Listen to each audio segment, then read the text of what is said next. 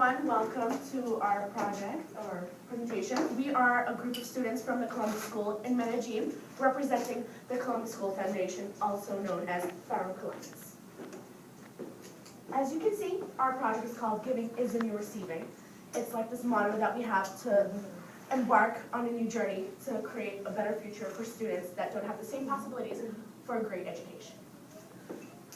Okay, so the project is by Geronimo Angel, Daniela Garduño, Pedro Velázquez, Agustín Aramillo. and Manuela Barancur. And we'd also like to thank everyone who took a part in creating all of this that we're presenting to you today, because it's just so many people.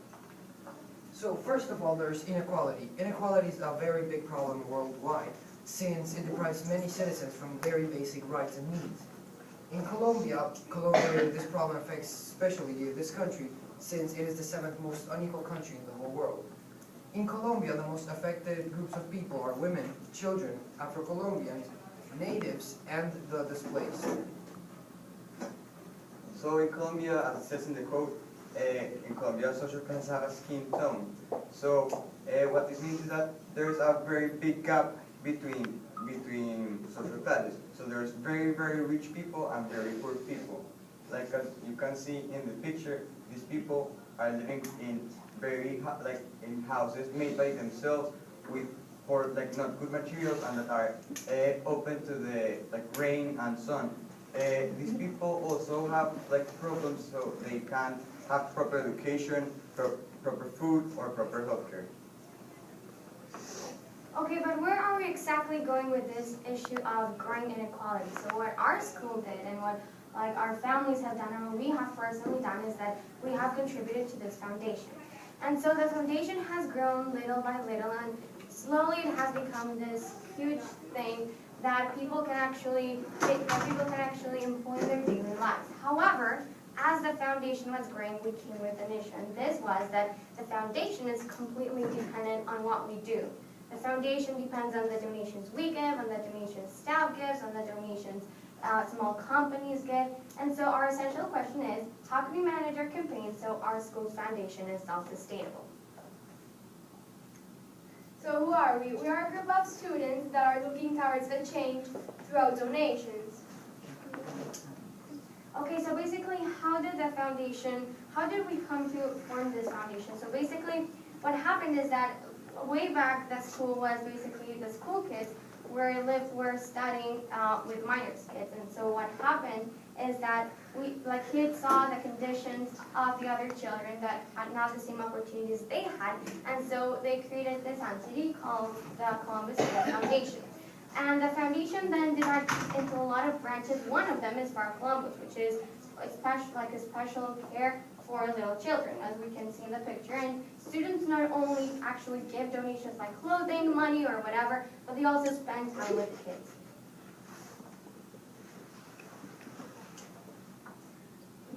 Mission. Our campaign has a very simple mission, and it is to focus on the little children throughout our community that are underprivileged, as said by a keynote speaker earlier on. And this is really the purpose of the foundation, to provide these kids with very basic needs and rights, such as education and proper food, so that they can prosper in life and open new doors for the future. So before and after. Before, the foundation was not well known. It was running on basic things like a little bit of this money that a company gave. So it was not well known. Now, the Columbus School Foundation is known by almost all the students. Almost everyone takes part in the foundation. They give donations. Also, we have special events that help getting food and money so that we can keep on going with the foundation.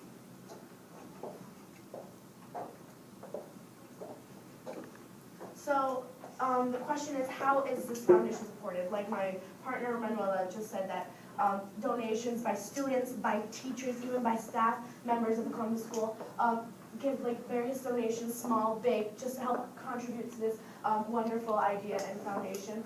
And besides just donating stuff, we also take personal time of our students take personal time to go and visit these children and to show them that we really care and that we really want to help them, not just by donating. So that's why we go and share time with them.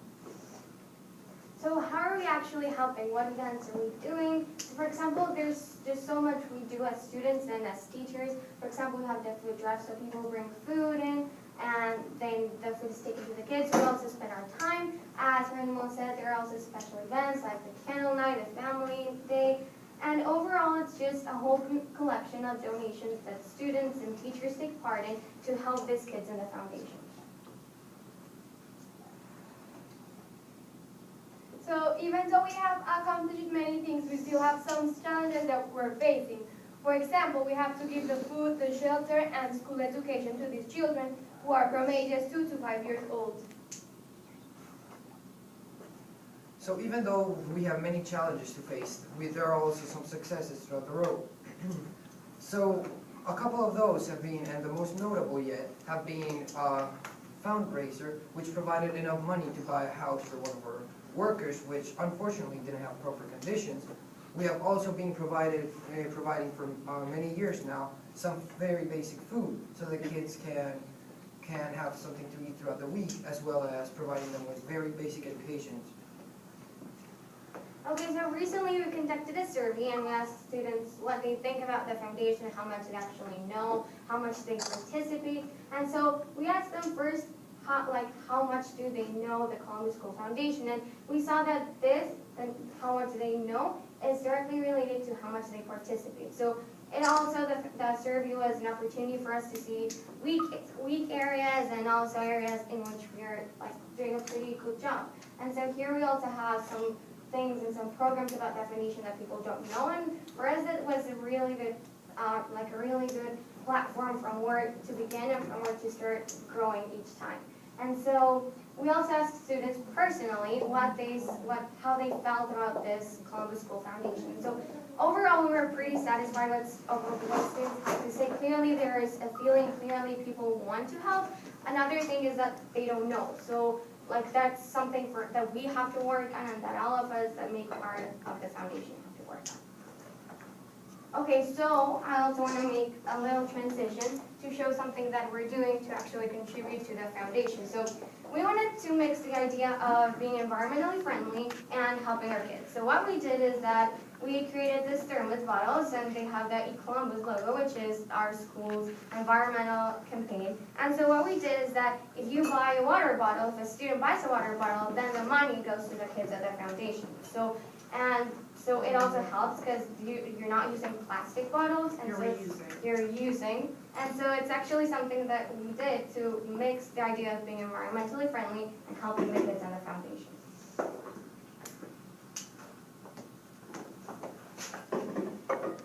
So now we're going to take a little pause and to play a little game. We created these puzzles, and you have to kind of put them together, and when you form the puzzle, it's going to have a question. I'm not going to say what the question is, because that's your task to complete the puzzle. And when you complete the puzzle, you must write an answer on the piece of paper provided from the puzzle. So we're going to hand them out. And So you can divide up in 9 groups now that we will distribute across the room.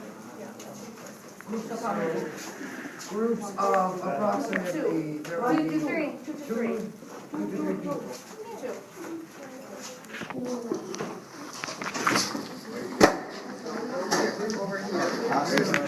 2.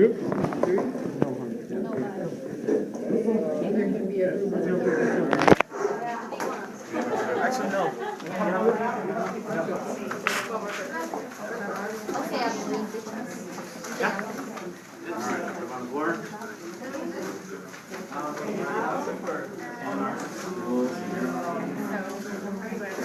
The question has to do with our initial question and one of the 20 global issues, which is sustainability. Should we write down the question?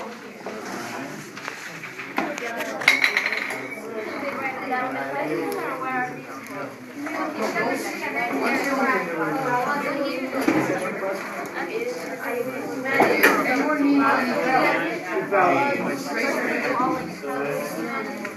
Something's gonna end in there.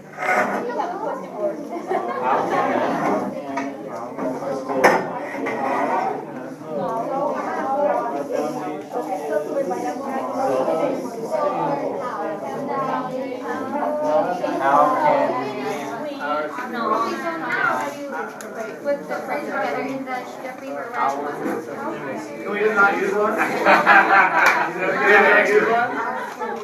We figured it out, but we have one left over. How can our school?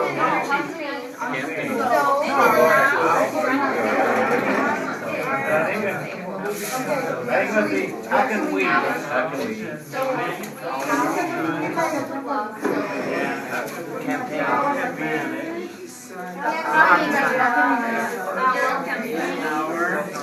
Okay, so our foundation there. There we go. All right. All right? All right, we're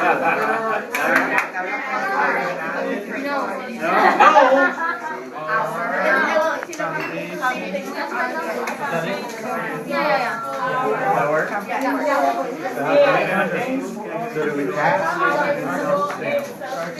And now you guys must write a Write the answer. All right. Involves students. Involves students from young age. When you involve them young, they force everybody to pass. That's right, exactly. When you were seniors? Is that right? Wow. So they involve young students. So now were you the headmaster there? Now is the middle school counselor. Okay. How school?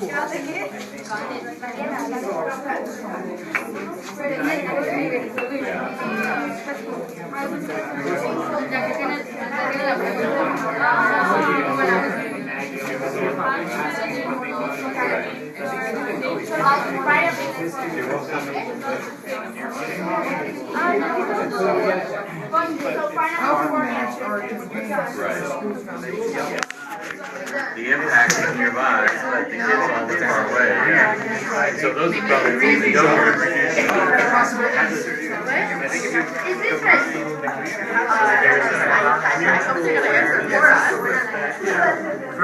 First half of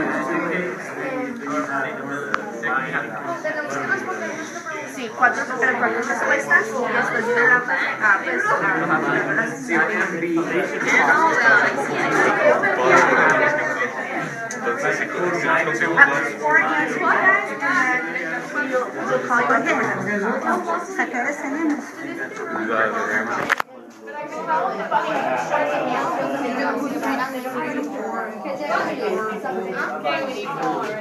Yeah, those could be fundraisers or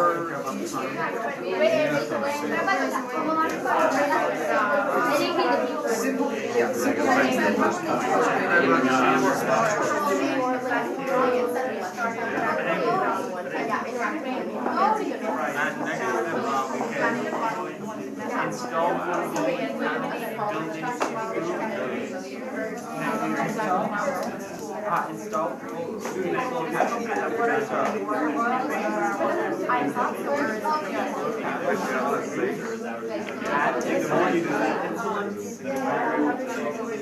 Right. And the more the community understands. So if you're now done writing your answers, we're going to call group by group to present.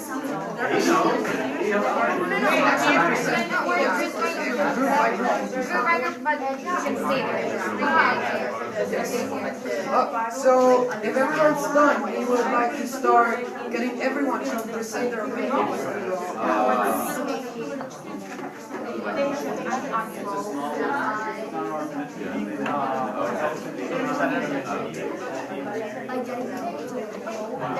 Spend time with the kids, and then they'll see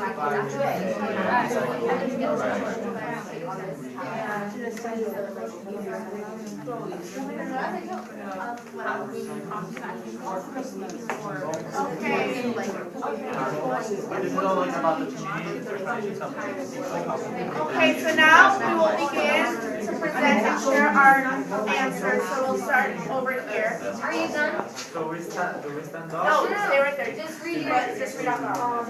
Okay, fundraising events, spreading the word, getting people involved through activities, promoting prizes and perks of supporting, and educating through citizens. Can you share your opinion? Fundraise, raise awareness, and educate the youth. You can share it. We will receive or make budget for materials for sustainable development, educate people about sustainable economic growth and its we can accomplish, make some type of sustainable building as evidence of its success by installing solar panels and roofs to provide energy for school and or house, installants to maintain coolness and heating without requirement of external energy, harness geothermal energy for heating if it's necessary depending on the location, and by reducing, reusing, and recycling, be able to reach zero waste production. You can share your opinions. So our first thing is providing more knowledge about the cause so that people can learn more about your foundation. And then our second thing. you can also, like, by getting people to, like, personally go and, like, spend time with the kids, because, like, I've done that, and you get attached, and it makes you want to go and help them more. Your opinion over there, anyone should Okay, so first continue fundraising to keep the thing going, and raising awareness not only with the students at your own school, but also within like expanding your community. And I guess also start with small steps to provide an easy way for students to participate, so they're not so intimidated, for example. And have a different variety of tasks, because some people would like to just donate, others would like to volunteer instead. That's good. So have different alternatives, options. And now you can share it. We, too, kind of the same theme, involving students at a young age, and then that way they become the leaders of tomorrow. Also to combine with the communities, because the school may be in one community, the area that's being reached may be in a separate community, and even the donors could come from another community, but getting all of those communities to work together and to understand each other's needs. And then the different activities of the students, just integrating everything together. It's an awesome project, guys. Thank you. Okay, so now we want to know how much you actually know about Colombia. So let's start over here. Okay, now It's a beautiful country. Well, let's, true, of course. Any facts? questions, okay, answers? well, that is the capital. Yeah. Thank you. Questions? Go ahead.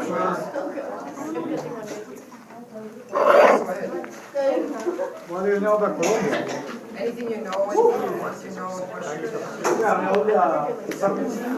I know Falcao,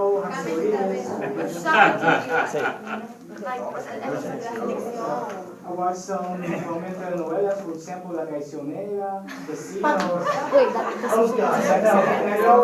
I got Juan, Shakira, Maluma, J Balvin, Kevin González.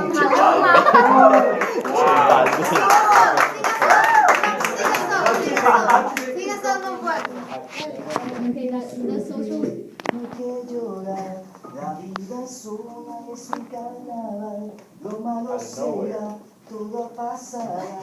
La vida sola es un carnaval.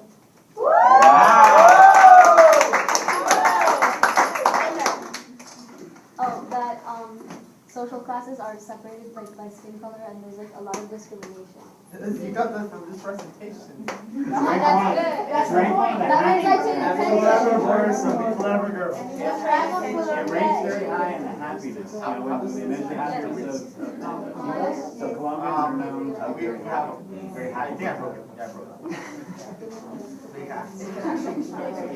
Anyone else? Yeah, you're supposed to stretch it out. What do you think about solo colombianos? Los solo colombianos, the ones that believe they're from Colombia but are actually not and live in the United States. There's this class of solo colombiano. Yeah. I've never heard of it. I've never heard of it. And what do they do? Anyone else? What do they do? Very regional. The regions are really important, you know, like those paisas, tacos and costeños and all that. The regions are really important to Colombians. Yeah, and they're very, very different. Yeah, and sometimes that also causes problems because the national pride is also important, but sometimes the regional pride oversees. And so that can create, create problems. They have a lot of drug cartels. Half. Police is taking charge of most of them, right? many types of birds, beautiful bird options, okay? The Amazon and Colombia are known for having the biggest amount of butterfly species and one of the biggest amount of bird species. Yes, I know that Medellin is the most celebrated city in the world. Yes, Wow. an award recently. So the city of the eternal spring? Yeah, no season. No? Anyone else want to take a shot? One more?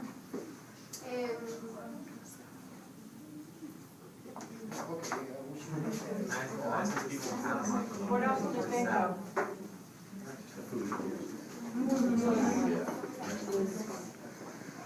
Okay, so the issues we're battling are not issues that are unique to Colombia or to any specific country. They're issues like poverty, starvation, growing inequality.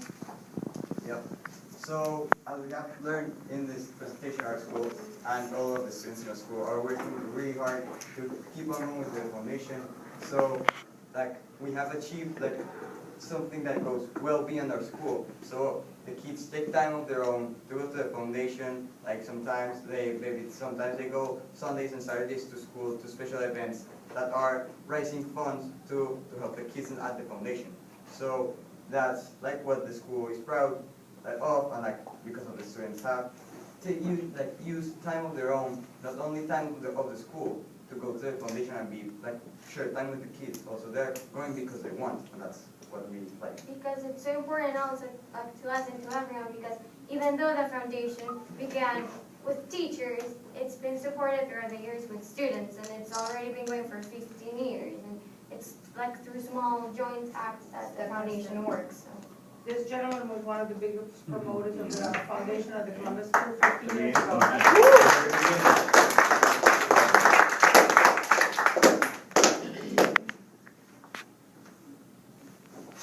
So as you guys might know, we're going to be the host for GYN 2016. Now that you guys came here to Monterey and to the GYN conference, we'll be waiting for you guys in the gym for the next GYN conference. And when you do, please buy a water bottle for the foundation. Of course.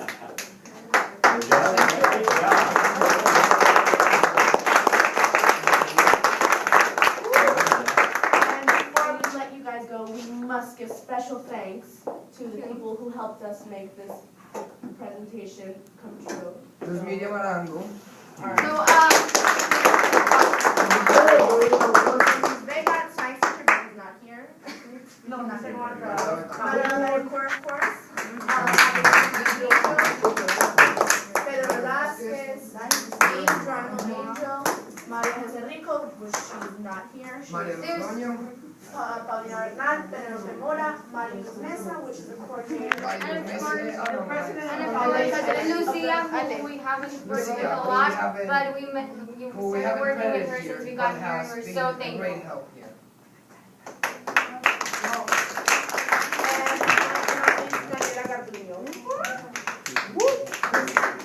Can we make comments or questions? Yes, comments and questions are welcome.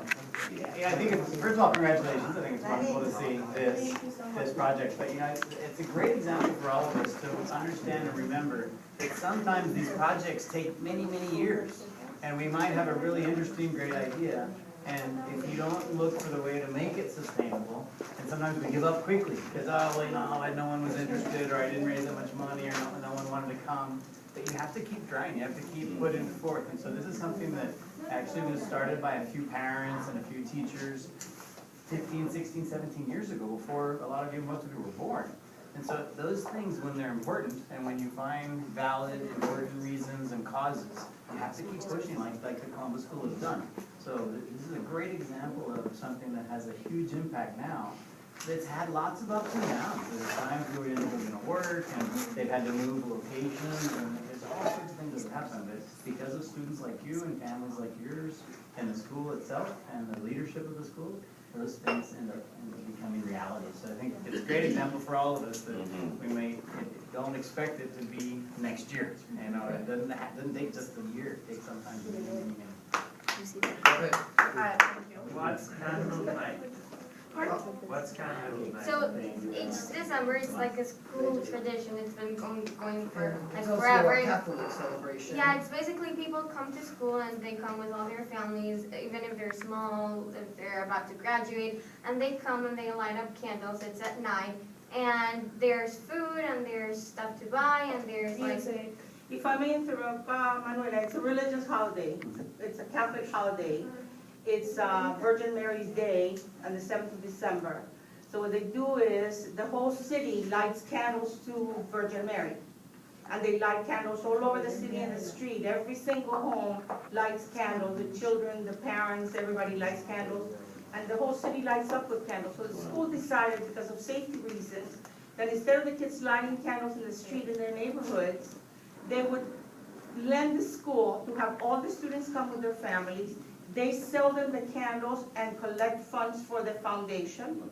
And they light them at school. They're safe. They're chaperoned. Their parents are with them. They have little kiosks with food. They can buy, you know, snacks and food and little crafts, and the kids can buy little toys and whatever. And all the money that's sold, because they rent the kiosks to the parents that sell the, you know, it's right before Christmas, so they can buy little Christmas gifts. And they raise a lot of money through renting the kiosks, through selling the stuff, because every vendor has to give a certain percentage to the foundation.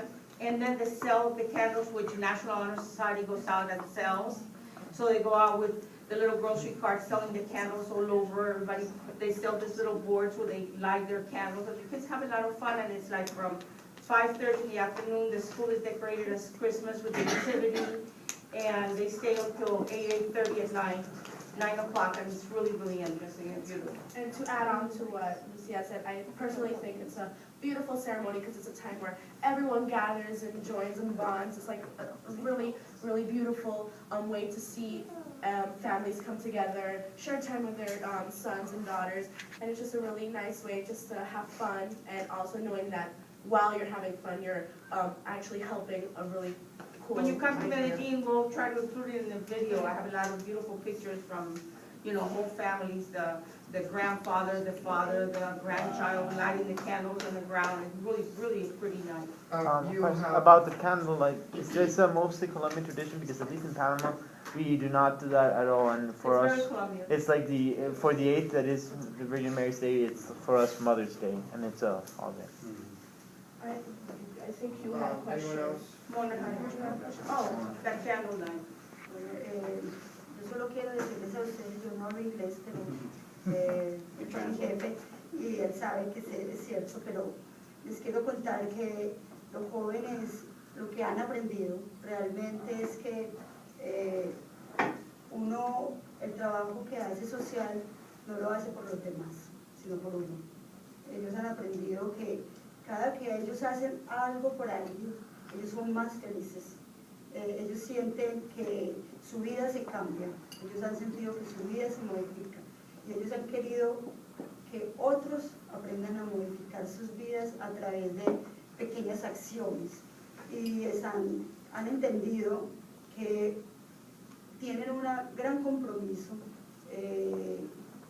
con la sociedad por la posición que ellos ocupan, y estoy segura que ustedes, y es que ustedes y ellos afortunadamente son más privilegiados, y mientras más privilegiados uno, más responsabilidad social tiene. Otra cosa que han descubierto es que en la medida que se compromete uno más con la sociedad, uno se vuelve como un mejor ciudadano y uno adquiere como conciencia. Entonces, por ejemplo, la iniciativa social en la que ellos están comprometidos está estrechamente relacionada con la iniciativa ambiental. Entonces, por ejemplo, cuando ellos recogen toda la campaña de los disfraces para Halloween o la del ropero para volver a hacer, no solamente están recogiendo dinero para ayudar a la fundación, sino que también están reduciendo el impacto de la producción industrial, y eso lo han comprendido ellos, que cuando se consume agua en los termos de aluminio están reduciendo el impacto que produce el plástico en la sociedad. Entonces, han entendido que la una está absolutamente estrecha con la otra, pero que además ellos cada día se sienten más ciudadanos del mundo, más comprometidos con pequeñas acciones y son capaces en el salón de clase, porque me ha tocado a mí que levantan la mano y dicen, Mona, no dirijas ese proyecto así porque estás usando plástico y ya en el colegio estamos pegando a no usar plástico.